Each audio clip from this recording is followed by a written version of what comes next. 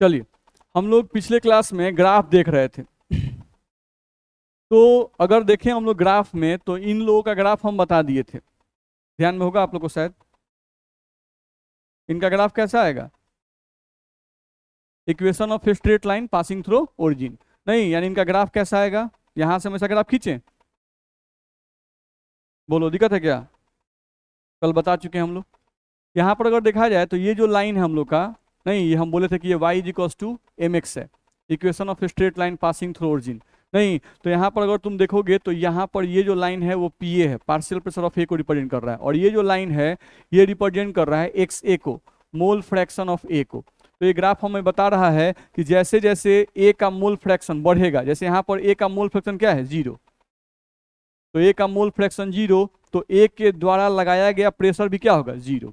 अब जैसे जैसे ए का अमाउंट बढ़ गया, ए का मोल फ्रैक्शन बढ़ गया, यानी ए का अमाउंट बढ़ गया, तो अगर ए का अमाउंट बढ़ जाएगा तो ये बताओ कि ए के द्वारा लगाया गया पार्शियल प्रेशर का मान भी क्या होगा? बढ़ेगा। फिर मोल फ्रैक्शन और बढ़ गया, यानी कि अमाउंट ऑफ ए और बढ़ गया, तो ए के द्वारा लगाया गया पार्शियल प्रेशर का मान क्या होगा? और बढ़ जाएगा। नहीं, तो ये चीज हम लोग पिछले क्लास में देख चुके थे। सेम एज पीबी का ग्राफ अगर देखते तो इसका भी वही ग्राफ है, y is equals to M X, equation of straight line passing through origin. नहीं, और सेम जैसे इसका केस है वैसे ही इसका भी केस होता। यहां भी अगर देखें तो इस पॉइंट पर एक्स बी का मान क्या होगा? 0। इस पॉइंट पर एक्स बी का मान क्या होगा? 0। तो एक्स बी का मान 0, तो बी के द्वारा लगाया गया प्रेशर भी क्या होगा? 0। ठीक है, ये line partial pressure of B को रिप्रेजेंट कर रहा है, और ये line mole fraction of B को रिप्रेजेंट कर रहा है। तो जैसे जैसे बी का अमाउंट बढ़ेगा वैसे वैसे बी के द्वारा लगाया गया प्रेशर भी क्या होगा? बढ़ेगा। तो ये पिछले क्लास में पढ़े थे कि नहीं पढ़े थे? पढ़ लिए थे, इतना में दिक्कत नहीं था। नहीं, चलो, इसके अलावा देखा जाए तो इसके अलावा पिछले क्लास में हम लोग ये बताए थे कि पी एस बराबर क्या होता है? P A plus P B, ये हम लोग को बताया गया था। नहीं, और इसको हम लोग सॉल्व किए थे, और सॉल्व करके पी एस का एक फॉर्मूला लाए थे। पी एस बराबर P zero B minus P zero A, ऐसा कुछ लाए थे। नहीं, और यहाँ पर था हम लोग का एक्स बी, और प्लस में यहाँ था पी जीरो ए, ऐसा कोई फॉर्मूला लाए थे कि नहीं लाए थे? लाए थे।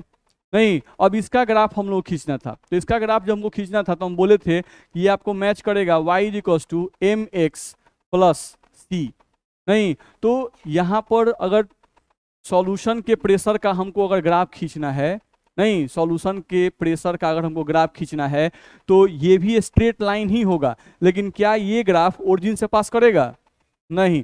क्यों? क्योंकि इसमें इंटरसेप्ट आ गया सी।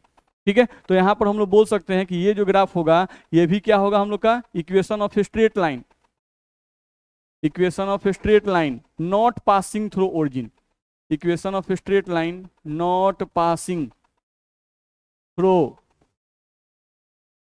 ओरिजिन, ये भी आपका इक्वेशन ऑफ स्ट्रेट लाइन होगा जो कि ओरिजिन से पास नहीं करेगा। मेरी बात समझ में आ रही है? नहीं, तो ये पॉइंट हम लोग को ध्यान रखना होगा। अब इस केस में हम बोले थे कि ये जो हम लोग बनाए हुए हैं, इस केस में हम लोग माने हुए हैं कि पी जीरो बी का वैल्यू क्या है? ज्यादा है। कितना से? पी जीरो ए से। नहीं, पी जीरो बी का वैल्यू, क्यों? देख रहे हो, P zero B minus P zero A है, तो हम इसके वैल्यू क्या मान लिए हैं? ज्यादा। नहीं, और इसके वैल्यू क्या मान लिए हैं? कम। इतना में दिक्कत? तो इतना चीज हम लोग कल के क्लास में पढ़ाए थे, अब इसके आगे ही हम लोग को पढ़ना था, ध्यान रखना है। चलो, अब हमको इसका ग्राफ खींचना है। नहीं, हमको इसका ग्राफ खींचना है, तो पता है कि भाई ये इस मैथमेटिकल इस इक्वेशन से मैच कर रहा है, y equals to mx plus c से, तो इसका इक्वेशन भी स्ट्रेट लाइन आएगा जो कि ओरिजिन से पास नहीं करेगा। ठीक है, चलो कुछ वैल्यू मान लेते हैं, मानने पर हम लोग को थोड़ा आसान हो जाएगा। ऐसा मान लेते हैं कि लेट पी जीरो बी, मान लेते हैं कि पी जीरो बी का जो वैल्यू है वो ऐसे ही कुछ 5 मान लेते हैं, और पी जीरो ए का जो वैल्यू है वो थोड़ा कम मान लेते हैं, 4 मान लेते हैं। मान सकते हैं, इतना में दिक्कत नहीं है। ठीक, चलो, अब पी जीरो बी का वैल्यू 5 मान लिए हैं, पी जीरो ए का वैल्यू 4 मान लिए हैं। चलो, यहाँ पर हम लोग थोड़ा सा इक्वेशन एक बनाने की कोशिश करते हैं। यहाँ से हम लोग को देखा जाए तो पी एस का वैल्यू हम निकालना चाहते हैं, पी एस का वैल्यू हम निकालना चाहते हैं। ठीक, ध्यान रखना, ये है vapour pressure of B in pure state. नहीं, vapour pressure of B in pure state, तो प्योर स्टेट में किसी भी लिक्विड का वेपर प्रेशर फिक्स होता है। तो इसका वैल्यू कांस्टेंट आएगा, इसका वैल्यू भी कांस्टेंट होगा, क्योंकि ये भी vapour pressure of A in pure state है। तो इन दोनों का वैल्यू चेंज करेगा क्या? नहीं। आप जो मान लिए 5 तो हमेशा 5, 4 तो हमेशा 4, वैसे ही इसका वैल्यू भी चेंज नहीं करेगा। इस पूरे इक्वेशन में चेंजेबल क्या है? Mole fraction, mole fraction of B यानी अमाउंट ऑफ बी, ये आप बढ़ा घटा सकते हैं नहीं। और इसके बढ़ने घटने से ही कौन बदलेगा? पीएस। कौन बदलेगा? पीएस। ध्यान रखना है। यानी कि हम लोग को देखा जाए तो एक्चुअली पीएस, यहां पर अगर देखें हम लोग तो एक्चुअली पीएस और एक्सबी के बीच हम लोग को देखना है, ध्यान रखना है। पीएस और एक्सबी के बीच में हम लोग को वैल्यूज को देखना है। ठीक, चलो अब क्या करते हैं, एक्सबी का वैल्यू, ये मोल फ्रैक्शन है ऑफ बी, तो मोल फ्रैक्शन का वैल्यू 1 से ज्यादा होता है, 1 के बराबर होता है कि 1 से कम होता है? सॉल्यूट है, मोल फ्रैक्शन ऑफ सॉल्यूट को हम 1 के बराबर बोलें, 1 से कम बोलें कि 1 के बराबर, 1 से कम बोलें कि 1 से ज्यादा बोलें? 1 से कम। हमेशा याद रखना है कि मोल फ्रैक्शन ऑफ सॉल्यूट जो होता है वो 1 से कम होता है, मोल फ्रैक्शन ऑफ सॉल्वेंट जो होता है वो 1 से कम होता है, और मोल फ्रैक्शन ऑफ सॉल्यूशन 1 के बराबर होता है। ठीक, तो ये पॉइंट ध्यान रखना है। अब एक्सबी का वैल्यू हम मानते हैं, चलो भाई एक्सबी का वैल्यू हम मानते हैं, एक्सबी का वैल्यू हम मान लिए 0.0, एक्सबी का वैल्यू क्या मान लिए? 0। तो अगर एक्सबी का वैल्यू 0 मानेंगे यहाँ पर, तो पीएस का मान कितना आएगा? ये 0, तो ये पूरा 0 कर देगा? नहीं, तो पीएस का मान कितना आएगा? P0A के बराबर। तो P0A कितना माने हो? 4। नहीं, तो हम यहाँ पर XB का वैल्यू 0 रखते हैं, तो PS का मान कितना आ जाएगा? 4। इतना में दिक्कत है? ठीक, अच्छा हम यहाँ पर XB का जो वैल्यू है वो 0.1 मान लेते हैं, थोड़ा बढ़ा दिए, 0 से 0.1 कर दिए। तो अगर 0.1 इसका वैल्यू कर दें, नहीं तो देखो तो PS का वैल्यू हम लोग क्या आ जाएगा? PS बराबर 5 - 4, ये तो 1 ही है, गुना ये कितना आ जाएगा? 0.1 आप माने हैं, आप प्लस P0A का वैल्यू कितना माने हैं? 4, 4 ले लिए, तो हम लोग को वैल्यू कितना आ जाएगा जी? 4.1, यही ना आएगा? ये हो गया 4, आई 1 गुना 0.1 तो 0.1, तो 4.1 आएगा। ठीक, तो PS का वैल्यू हम लोग को आ जाएगा कहाँ पर? 4.1। अच्छा, अगर इसका वैल्यू 0.2 मान ले, XB का वैल्यू जो है वो 0.2 मान ले, चलो PS का मान निकालो। PS बराबर 1 गुना 0.2 प्लस 4, 4.2 आएगा कि नहीं आएगा? तो यहाँ पर देख लो फिर वैल्यू कितना आ गया? 4.2। यानी ऐसा लग रहा है कि अगर हम इसका वैल्यू 0.3 रखते तो ये 4.3 आता, अगर इसका वैल्यू हम लोग 0.4 रखते तो इसका वैल्यू क्या आता? 4.4 आता। ऐसा कुछ समझ में आ रहा है? कितना में दिक्कत है? नहीं। तो हमको ग्राफ खींचना है सॉल्यूशन का, तो अगर सॉल्यूशन का हम रफली ग्राफ खींचना चाहें तो सोचो, सॉल्यूशन का अगर रफली ग्राफ हम खींचना चाहें, नहीं तो देखो तो हम लोग ग्राफ कैसा होगा, ये मान लो लाइन हम लोग का पीएस का है, ये लाइन हम लोग का पीएस का ग्राफ हमको खींचना है। नहीं, ठीक है, हमको पीएस का ग्राफ खींचना है। y = mx + c, कहाँ गया y = तो y के जगह पर कौन है? पीएस, तो y के जगह पर कौन हो गया? पीएस। ठीक है, और x के जगह पर हमारा क्या हो गया? xb। तो ये हो गया मान लो मोल फ्रैक्शन ऑफ b। बोलो दिक्कत है? अब हमको ग्राफ खींचना है तो इस पर हम वैल्यू कुछ मान लिए 1, इस पर वैल्यू मान लिए 2, इस पर वैल्यू मान लिए 3, इस पर वैल्यू मान लिए 4, नहीं इस तरह से। तो अगर XB का मान 0 है, देखो XB का मान जब 0 है, XB का मान जब 0 है, XB का मान जब 0 है, उस समय PS का मान कितना है? 4। यानी कि इस मान पर यहां से ग्राफ स्टार्ट होगा, यहीं से ग्राफ आगे बढ़ेगा। अब चलो XB का मान 0.1, तो XB का मान लेते हैं कि यहाँ पर कहीं 0.1 आया, नहीं तो XB का मान जब 0.1 है, 0.1 उसमें PS का मान कितना? 4.1, तो ये लाइन PS का है, तो 4.1 यहाँ पे कहीं आएगा इसके सामने, नहीं ठीक।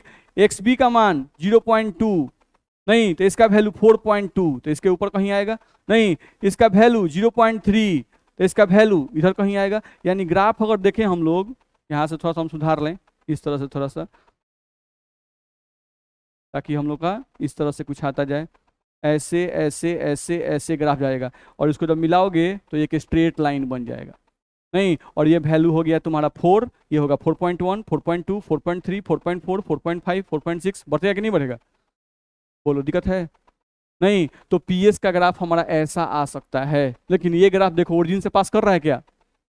नहीं, ये ग्राफ तुम्हारा ओरिजिन से पास नहीं कर रहा है। बोलो दिक्कत है इसमें? नहीं। तो हम लोग को ध्यान रखना है कि हम लोग दो तरह से ग्राफ खींचे, एक खींचे पार्शियल प्रेशर ऑफ ए का जो कि ओरिजिन से पास किया, एक खींचे पार्शियल प्रेशर ऑफ बी का वो भी ओरिजिन से पास किया, लेकिन टोटल प्रेशर बराबर हो गया P A plus P B, जिसको सॉल्व करके हम लोग को ये इक्वेशन आया था। नहीं, इस इक्वेशन का जब ग्राफ खींच रहे हैं तो इस इक्वेशन का ग्राफ ओरिजिन से पास नहीं करेगा। इस इक्वेशन का ग्राफ जो है हम लोग का यहाँ से 4 से स्टार्ट हुआ है, और एक्चुअली जो 4 है ये 4 किसका वैल्यू है जी? P0A का, यानी ग्राफ स्टार्ट कहाँ से हुआ है? P0A के वैल्यू से स्टार्ट हुआ है, बोल सकते हैं। और ये ग्राफ क्या हो रहा है? इंक्रीज करता जाएगा, जैसे जैसे XB का मान बढ़ता जाएगा 0, 0.1, 0.2, 0.3, वैसे वैसे PS का ग्राफ क्या होगा? बढ़ता जाएगा। बोलो दिक्कत है? आगे बढ़ सकते हैं तो ध्यान से इसको देख लेना। चलो, अब जो बुक में ग्राफ खींचा रहता है उस ग्राफ को थोड़ा देखते हैं। बुक में क्या करता है, XA का PA का ग्राफ, PB का ग्राफ और PS का ग्राफ सब एक ही जगह खींच देता है, ध्यान रखना है। तो उन सबको भी एक साथ खींच के देख लेते हैं। नहीं, जैसे मान लो हम लोगों को पहले PB का ग्राफ खींचना है, PB का, तो हम देखो यहाँ पे इक्वेशन लिख रहे हैं PB वाला, PB बराबर, ये फॉर्मूला पढ़े हैं क्या? PB बराबर P0B XB, ऐसा फॉर्मूला पढ़े हैं? नहीं, और हम जानते हैं कि इसका अगर आप जब खींचेंगे तो ये क्या होगा? y equals to mx, equation of a straight line passing through origin. नहीं, तो ये ओरिजिन से पास करेगा। चलो, तो इसका ग्राफ हम खींचते हैं, यहाँ पर देख लो।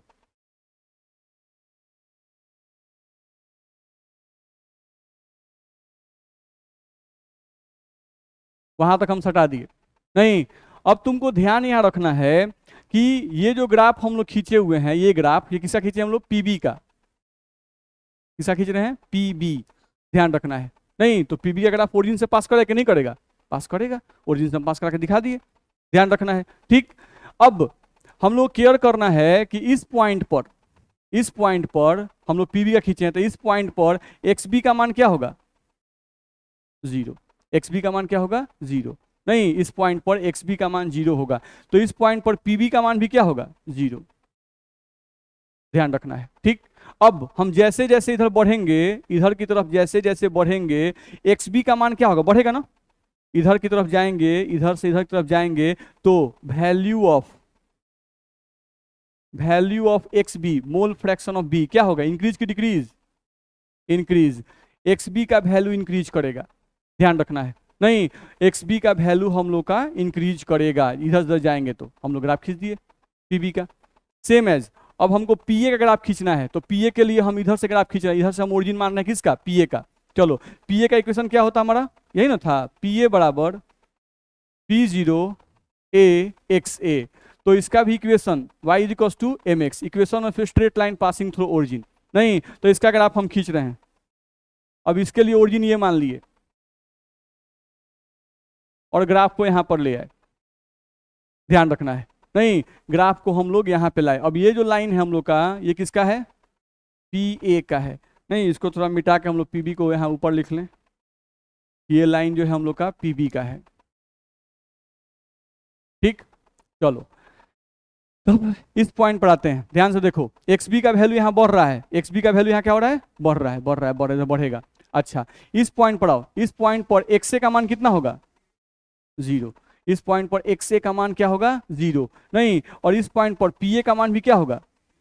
0। बोलो दिक्कत है? ठीक, अच्छा ये बताओ, ये तुम पढ़े हुए हो, XA प्लस XB इज इक्वल्स टू 1। अच्छा, जब XA का मान 0 कर दिया जाए, XA का मान 0 कर दिया जाए, तो XB का मान कितना होगा? 1 होगा ना। यानी मेरे कहने का सेंस यहाँ पर है कि जहां पर तुम्हारा XA का मान, इस पॉइंट पर XA का मान 0 है, तो इस पॉइंट पर XB का मान कितना होगा? 1। क्यों? देख लो, यहाँ पे XB का मान 0 है, जैसे जैसे इधर बढ़ रहे हैं, जैसे जैसे हम इधर तरफ जा रहे हैं, XB का वैल्यू क्या हो रहा है? इंक्रीज कर रहा है। तो XB का वैल्यू बढ़ता जाएगा, बढ़ता जाएगा, 0.1, 0.3, 0.4, 0.6, 0.7 करते करते यहाँ पे क्या आ जाएगा? 1 होगा। नहीं, सेम एज जब इधर से इधर की तरफ आएंगे तो इधर XA का वैल्यू देखो, यहाँ पर क्या है? 0। अब इधर आने पर क्या होगा? वैल्यू ऑफ XA क्या होगा? Increases. Value of XA increases करेगा। अब XA का वैल्यू यहाँ 0 है, 0.1, 0.2, 0.3, 0.7, 8, 9, 10, यानी यहाँ पर जब हम लोग पहुंचेंगे तो XA का वैल्यू कितना आएगा? 1। कितना में दिक्कत? देख लो भाई, ग्राफ में जहां जहां दिक्कत हो बोलते चलना। नहीं, क्योंकि आपके NCERT में ग्राफ दिया हुआ है, नहीं, तो आप ध्यान से देख लीजिए, इतना ग्राफ में कोई दिक्कत है? हम जो जो वैल्यू सब रखे हैं इसमें कोई दिक्कत है तो बोलिए, आगे बढ़े हैं। चलिए, अब हमको सॉल्यूशन का ग्राफ खींचना है। नहीं, हमको क्या खींचना है? सॉल्यूशन का ग्राफ। अच्छा, एक ग्राफ यहाँ पर, चलो सॉल्यूशन का ग्राफ खींचना है तो सॉल्यूशन का इक्वेशन हम यहाँ लिखे हुए देखो, पी एस बराबर P zero B minus P zero A X B plus P zero A लिखे हुए हैं। ठीक, चलो एक्स बी का मान 0, बताना ध्यान से, एक्स बी का मान 0। जब एक्स बी का मान 0 होगा, इस केस में 0 रखोगे, तो पी एस का मान कितना आएगा? पी एस बराबर पी जीरो ए। तो एक्स बी का मान 0 खोजो, कहाँ है? इधर है कि इधर है? यहां पर है, इस पॉइंट पर एक्स बी 0 है। तो एक्स बी जब यहां पर 0 है, एक्स बी का मान 0 है, इसका मतलब हुआ कि जब एक्स बी का मान 0 होगा उस समय पी एस बराबर कितना होगा? पी जीरो ए। तो पी एस बराबर होगा पी जीरो ए। अच्छा, अगर इस पॉइंट पर आ जाओ, एक्स ए का वैल्यू 0 करो, तो याद करो हम इसी इक्वेशन को ऐसे भी बोले थे, लिख सकते हैं इसी इक्वेशन को ऐसे लिखे हैं, पी एस बराबर P zero A minus P zero B, क्या लिखेंगे? X A. आप प्लस में क्या लिखेंगे? P zero B. बोलो, अब इस इक्वेशन में एक्स ए का वैल्यू 0 करो, एक्स ए बराबर 0 करोगे तो पी एस का वैल्यू क्या आएगा? पी जीरो बी के बराबर आएगा। तो एक्स ए का वैल्यू 0 कहां पर है? यहां पर है, एक्स ए का वैल्यू 0, यानी कि ये वाला पॉइंट कौन सा होगा? P zero B. बोलो, दिक्कत है क्या? आगे बढ़ सकते हैं। अब तुम ध्यान से देख सकते हो, हम जानबूझ के पी जीरो बी का ग्राफ क्या लिए हैं? ऊपर लिए हैं। नहीं, और पी जीरो का वैल्यू क्या है? पी जीरो ए का वैल्यू डाउन लिए हैं। लिया गया है? नहीं, तो हम ये कंसीडर किए थे कि पी जीरो बी का वैल्यू ज्यादा होगा और पी जीरो ए का वैल्यू कम होगा, इसीलिए ग्राफ को हम ज्यादा इसको ऊपर लिए थे। इतना में दिक्कत नहीं। अब हमको सॉल्यूशन ग्राफ खींचना है तो कुछ नहीं करना है, हम अभी देख चुके हैं कि सॉल्यूशन ग्राफ ओरिजिन से पास नहीं करेगा। नहीं, इस इक्वेशन के लिए अगर हम ग्राफ खींचना है तो सॉल्यूशन शुरू कहां से होगा? सॉल्यूशन ग्राफ शुरू कहां से होगा? पी जीरो ए वैल्यू से। नहीं, और पी जीरो ए वैल्यू से क्या होगा? इंक्रीजिंग करता हुआ जाएगा। कहा जाएगा? इंक्रीज करता हुआ जाएगा। तो पी जीरो ए यहां से ग्राफ स्टार्ट करो और यहां से इंक्रीज करते हुए ग्राफ कहां तक जाएगा? पी जीरो बी तक जाएगा। दिक्कत है? नहीं, तो ये जो ग्राफ हुआ हमारा, ये जो लाइन हम खींचे वो किसका है? पी एस का। सॉरी, ये जो लाइन हम लोग खींचे ये लाइन किसका है? P S. तो पी एस बराबर P A plus P B. देख लो, तो आपके एनसीईआरटी में बुक में यही ग्राफ दिया रहता है। नहीं, जो राउल्स ने हम लोग को ड्रॉ किया था। नहीं, तो Raoult's law of partial vapour pressure के लिए ये ग्राफ खींचा गया है। अब ये ग्राफ कैसे सॉल्यूशन के लिए है? तो ये ग्राफ वैसे सॉल्यूशन के लिए है जिसमें सॉल्वेंट भी लिक्विड है और सॉल्यूट भी लिक्विड है।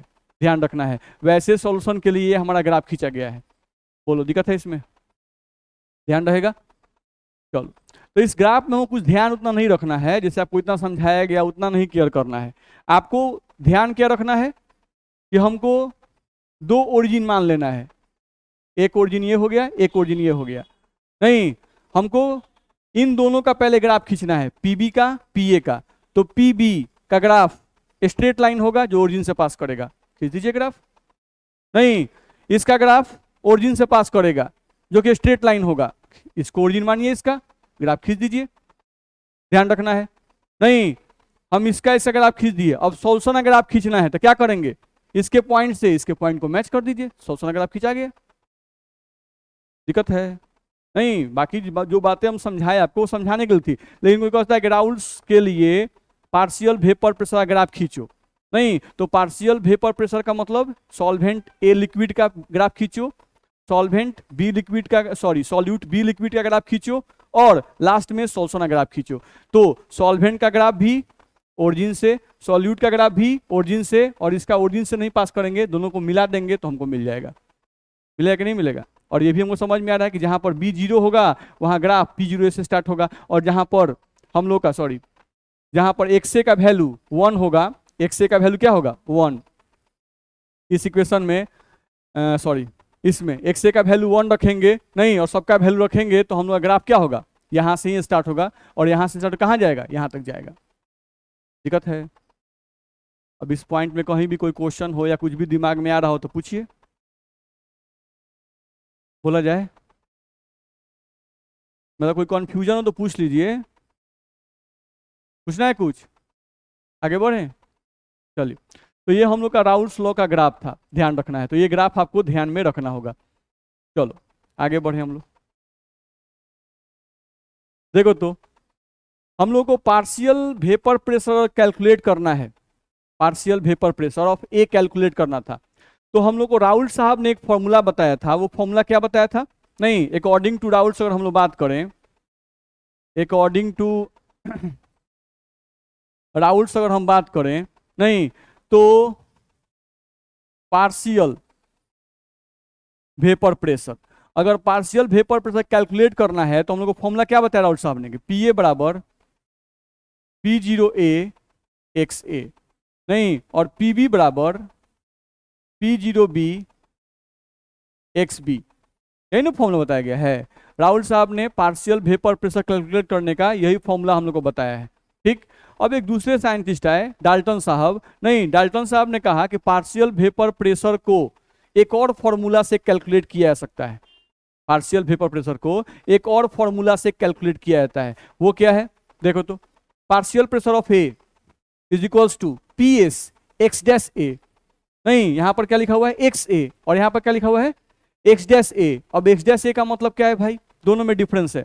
यहां पर जो एक्स ए लिखा हुआ है, ये वाला जो एक्स ए लिखा हुआ है, इसको आप बोलते हो मोल fraction of A, mole fraction of A इन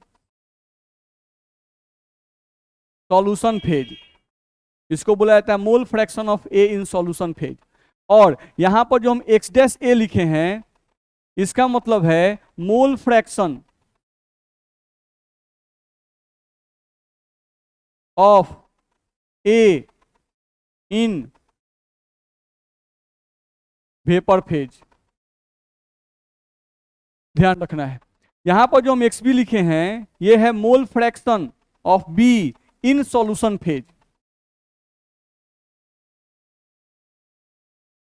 और यहां पर जो एक्स डैश बी लिखा हुआ है, ये है mole fraction of B in vapour phase, ध्यान रखना है। आप याद कीजिए कल के क्लास में हम लोग पढ़ रहे थे, तो आपको हम बताए थे कि अगर हमारा ए है और बी है, अगर ए भी आपका लिक्विड है और जो बी है ये भी आपका लिक्विड है, अगर दोनों लिक्विड है और अगर आप इसको हीट सप्लाई करोगे, तो यहां जो वेपर बनेगा, यहां जो वेपर फॉर्म हो रहा है, वो वेपर किसका होगा, दोनों का होगा, vapours of A and B.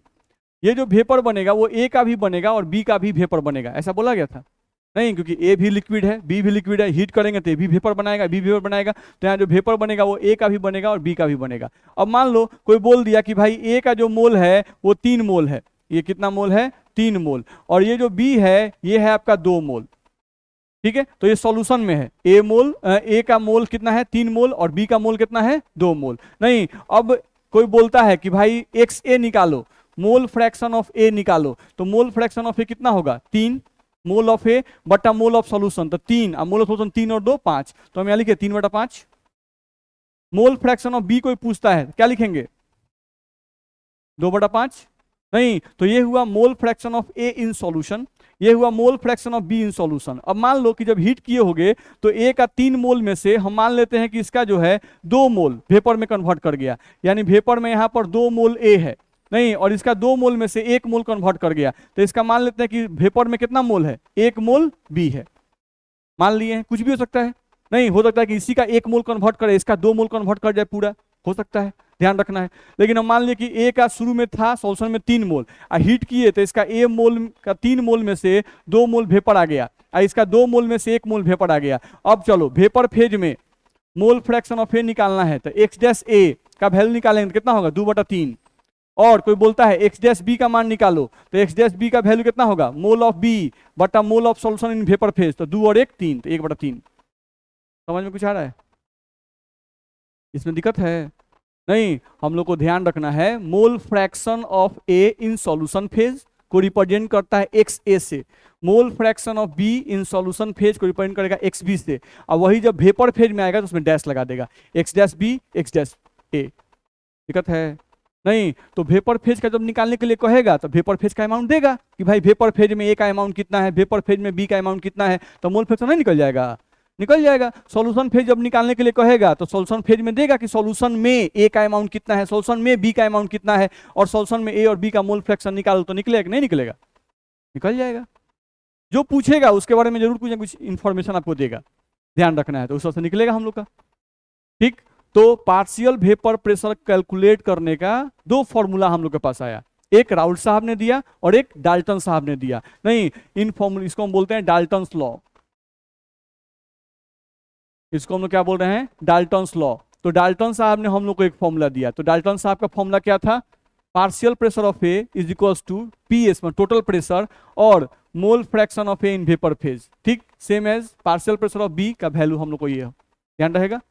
ठीक, अब इस फॉर्मूला से आप पार्शियल वेपर प्रेशर निकालो, चाहे इस फॉर्मूला से पार्शियल वेपर प्रेशर निकालो, दोनों का वैल्यू क्या आएगा, सेम आएगा। नहीं, तो जब दोनों का वैल्यू सेम आएगा तो हम इस वैल्यू को और इस वैल्यू को बराबर कर सकते हैं कि नहीं कर सकते हैं, कर सकते हैं। हम लोग चाहें तो हम यहाँ लिख सकते हैं पी एस एक्स डैश ए बराबर पी एस एक्स डैश ए बराबर पी जीरो ए एक्स ए। अब इस फॉर्मूला पे भी क्वेश्चन आएगा, ध्यान रखना है। नहीं, तुमको पी एस का मान दे देगा, पी जीरो ए का मान दे देगा, एक्स ए का मान दे देगा और एक्स जैसे का मान पूछ देगा, पास में आ रहा है ना। नहीं, तो एक फॉर्मूला तुम्हारा ये भी बन सकता है, उसी तरह से उसको तुम बराबर कर सकते थे, क्या, P S X dash B बराबर P zero B X B, इसको तुम बराबर कर दो। नहीं, तो हम लोग का इससे आसानी से एक्स डैश बी का मान निकल सकता है, तो इस पे भी आधारित क्वेश्चन हम लोग को मिलेगा। समझ में कुछ आ रहा है। नहीं, तो आपको सिंपली ध्यान रखना है कि पार्शियल वेपर प्रेशर का फॉर्मूला क्या है। नहीं, तो दो फॉर्मूला हम लोग को मिल रहे हैं, एक राउल्ट्स के द्वारा बताए गए फॉर्मूला है और एक डाल्टन्स के द्वारा बताए गए फॉर्मूला है। इन दोनों फॉर्मूला को याद करके आइएगा, बस में है ना, ठीक से। और इन दोनों फॉर्मूला पे आधारित हम लोग कल के क्लास में न्यूमेरिकल बनाएंगे, ध्यान रखना है, ठीक है। तो कल के क्लास में हम लोग क्वेश्चन बनाएंगे कि कैसे कैसे इस पे क्वेश्चन आपका बनेगा। बोलो, दिक्कत है? आज इतना ही पढ़ो।